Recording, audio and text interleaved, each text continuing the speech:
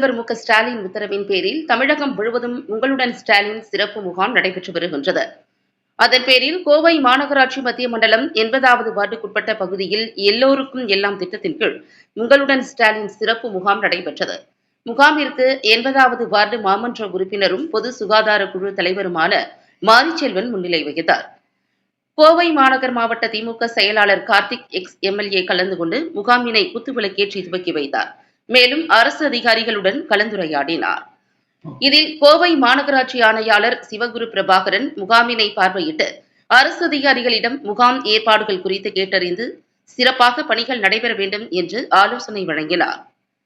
பொது சுகாதார குழு தலைவர் மாரிச்செல்வன் பேசுகையில், எல்லோருக்கும் எல்லாம் திட்டத்தின் கீழ் உங்களுடன் ஸ்டாலின் சிறப்பு முகாம் தமிழகம் முழுவதும் சிறப்பாக நடைபெற்று வருகின்றது.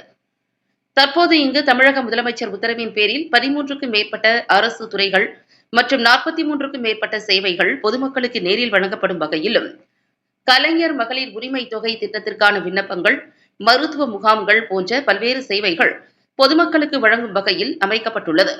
எனவே அனைவரும் பயன்படுத்திக் கொள்ளுங்கள் என்றார். மேலும் பெறப்படும் மனுக்கள் மீது நடவடிக்கை மேற்கொண்டு உடனடியாக தீர்வு காணப்படும் என்றும் தெரிவித்தார்.